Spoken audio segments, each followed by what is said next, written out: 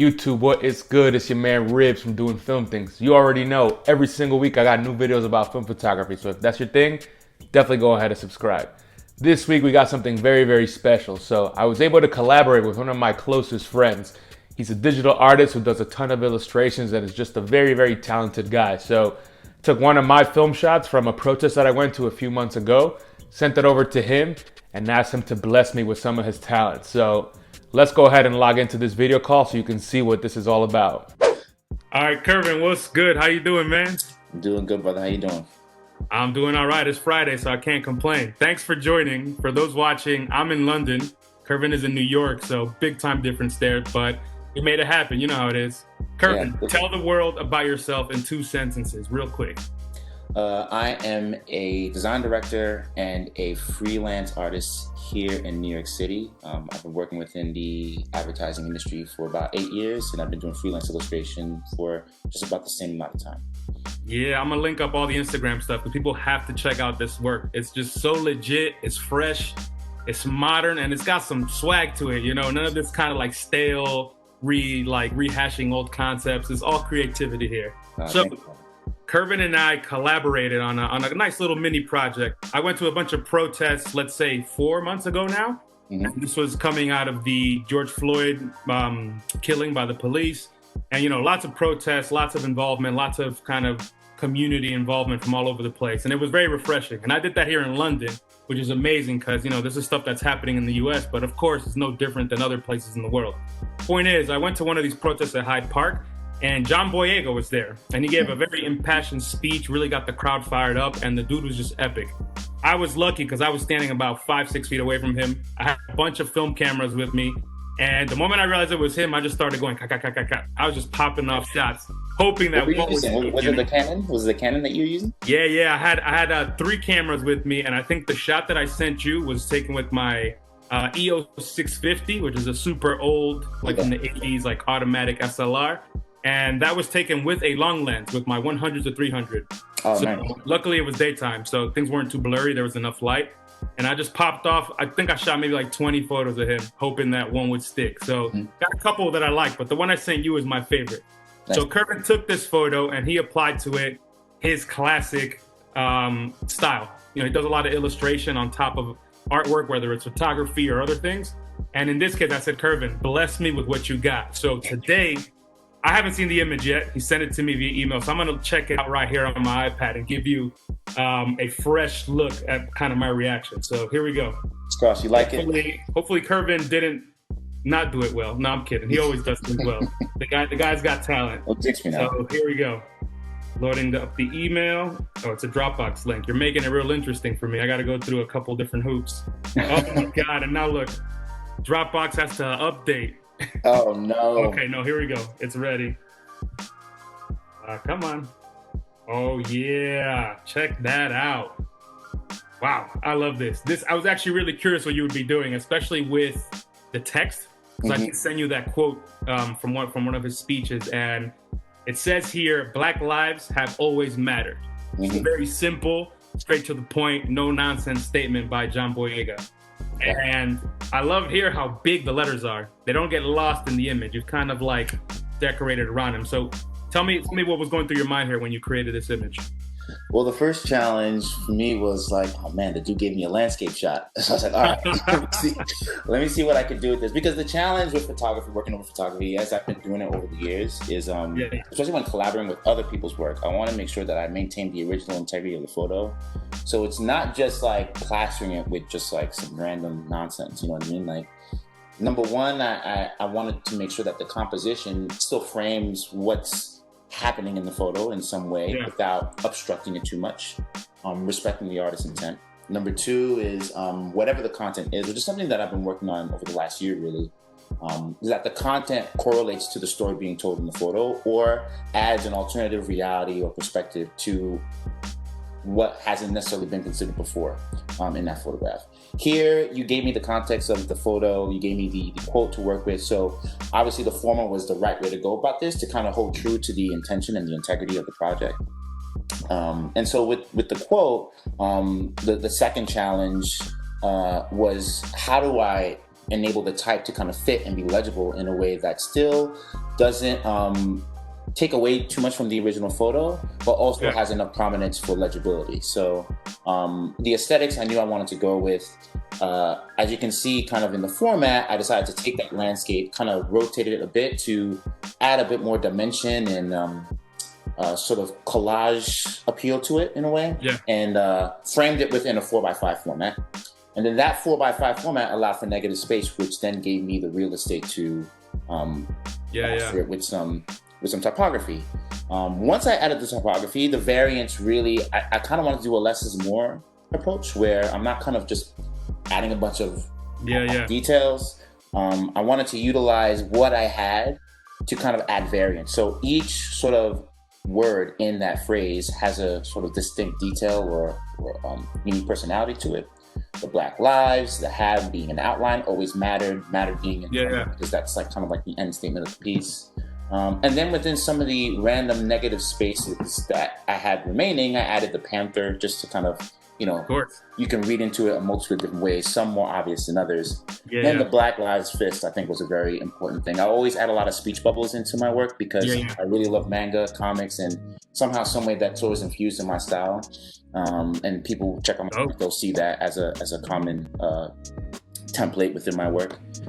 And then and I just felt like that was it. I didn't want to overdo it. I didn't want to overcook it. I felt like Boyega is still very visible. I hope that the type kind of frames what's happening in the photo. And I strategically obstruct certain things that I felt detracted from the focus of Boyega. So the guy with the camera in the background, I'm using the Black Lives Fist to sort of cover that as well. So it has multiple purposes to it as well. And that was basically my thought process in doing this. Man, you killed it, honestly. I love it. I think that what speaks is how simple it is, yet how powerful it is. And it's got this nice, like, almost like 90s, like, Black Power thing going on, It feels, it's obviously a modern message because, it's never changed. This has been a problem forever, but you kind of take us back a little bit. It gives me kind of like that Spellman, Howard kind of vibe. Yeah, there's a bit of... little Fresh Prince kind of retro, like not retrofuturistic, but like sort of like a retro vibe to it, nostalgia vibe to it. It's just one. And the funny thing is, I don't consider myself a typographer. It's just something that I decided to add as another layer to my illustration work, just to add a bit more depth and intrigue. And I think it's just one of those things where I'm not really formally trained at. I just kind of did it, and I'm slowly getting better at it. Hopefully. It's just a lot of fun. It's just a nice, easy. I see that word lightly, easy, but it's just a good way to kind of add elements, add details, tell a story without being too heavily based on iconography, like the Panther, for example. Exactly. So, I kind of wanted to make sure that the message was immediately clear. Hell yeah. That 100%, I think. It is. It definitely is. Well, you talk about photography here, and you were talking about cropping and moving things around. Clearly, you know what you're talking about when it comes to photography. What is your involvement with photography? What are you doing? What are your interests? Like, are you a photographer? No, I do not consider myself a photographer. I consider myself a guy who is obsessed with photography. You know what I'm saying? Okay. So, a borderline hobbyist, you could say. So, just to give you guys some context, Ribs has been with me on the journey since I think the beginning, to be honest. When we first met is when I just started getting into photography. I was shooting digital for a little bit. My first kind of foray into it was study abroad, really. When I studied abroad, back when I was studying architecture, which seems like a lifetime ago now. Traveling all through Europe, I got my first digital camera, which was a Nikon D600, I believe. And then I had a lot of fun with it, honestly, but I didn't really consider it as something that I would necessarily pursue. I was more passionate about architecture back then, and then also illustration, but always intrigued by it. My dad had a lot of film cameras. Like, of course. The first film camera I remember him having was a Minolta.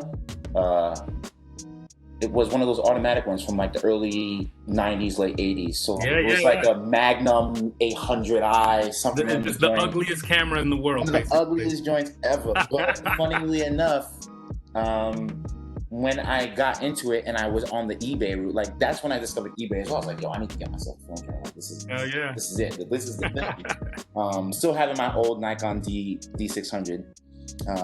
Which was kind of collecting dust at this point, and I just got carried away, man. Like, what my first? You're preaching to the choir. Like, oh, dude, the first one I bought was I bought a Minolta.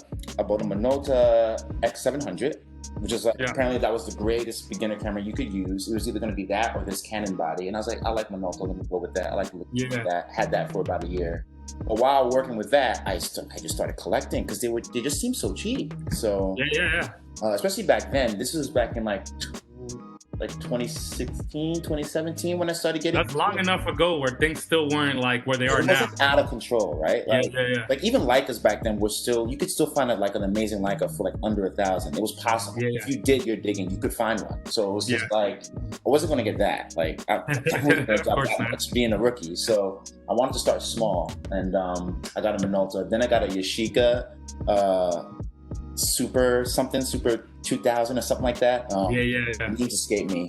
I bought a Fujica, which was like this nice small silver body. I got carried away, man, and I think I showed you that photo, but I took a step back and I saw all the cameras I bought, and it was like those cameras plus a Nikon F2, and then all these lenses for each man. And then all within this madness, I decided to upgrade my digital body and get a Sony A7, traded in my my Nikon for pennies. And that's when I rediscovered my love for digital photography as well, because I do like the immediate satisfaction. Of course. And I also... It's a tool. It's a tool just like any other. You know, there's benefits to it, and you can make amazing stuff with just your average mirrorless camera nowadays. So clearly photography has become a big part of your kind of your life, your work, all of the above. I'm curious, for your artwork, since you're drawing on top of a lot of these images digitally, do you find that you prefer a digital photo image or a scan of a film image to do illustrations on? Because, for example, the image I gave you is a film shot, obviously scanned. I'm sure people have given you other photos that they've taken on digital cameras. So do you notice a difference? Does it matter? Do you find you like one more than the other? No, I don't find myself liking one over the other if I'm collaborating with someone, because they will have a particular look and feel, and I'm one to hold that very sacred. And I almost never, like literally never, color tweak or go into Lightroom to make it keep that as is, because that's the sake of the collaboration. Exactly. For myself, the only thing that's a disadvantage from working in film versus working digital, like they both have pluses and minuses. The main plus in digital is that I have to work to capture the life of color that you immediately get in film, like almost instantly. Gotcha. In film, I'm in Lightroom for maybe like a minute or two, just to keep some contrasts and like add some, warmth or some coolness to the photo. Whereas if I'm working on a RAW with a Sony file, I'm spending like maybe 5 minutes more or something like that. And I'll use like a LUT, or I use like a color profile that's like, the stock profiles in Lightroom are actually quite good. So I'll use it as a starting point. But then I'll start to tweak and play with the slides a bit more, add a bit more clarity. I love grain. I think that's why I gravitate towards film so much as well. Besides the process. You put grain in your actual illustrations. I don't know anything about illustration, but in the colors and kind of the texture of the letters and that, do you sometimes add stuff to kind of match the film shots?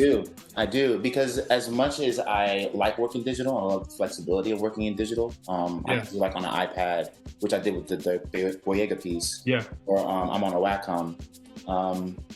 I often find myself wanting to emulate the tactile textures that you're actually doing this like on a magazine with markers. You know what I mean? Like, I see what you mean. And scanning that. So it's like that kind of texture that I think brings a lot of life. There's something about digital that, I don't know, it can fall a little flat in terms of those textures again. It's just something that I miss. But I feel like the digital software has gotten so sophisticated now. You can quite easily emulate that look and feel using other imagery, other Photoshop techniques to really emulate that, and it'll have a similar effect. That's dope. Exactly. All right. So to kind of wrap up here, I want you to tell us what excites you most right now about film photography, whether it's a particular camera or a project. Like what are you focusing on when it comes to film photography? I'm working on 2 projects. Really one project right now. First thing is I'm trying to build a photo essay about my family, my cousins, my immediate family. And it's something that kind of sparked when I was working on a project with Puma, actually, that And you might have seen some of the pieces. Yeah. And I was I'll just put links here so that people can see on Instagram. Stuff was amazing. yeah, it was. Thank you, man. It was a lot of fun, and I think what that project taught me was that it just takes a bit of confidence to just take that leap forward, man, and like make mistakes. And I think that's what was holding me back all these years. Like I was so shy about reaching out to people, collaborating with models, with other people to build a book. You know what I mean? And it was just taking that extra step to be like, you know what, let's just go for it. And if people don't like it, who cares? Like I'm just trying something new here, you know, just to keep life exciting. And now, it sparked me to like start reaching out to my family and just like schedule shoots and they're all super excited to do it. I'm hoping to build a book about my family members.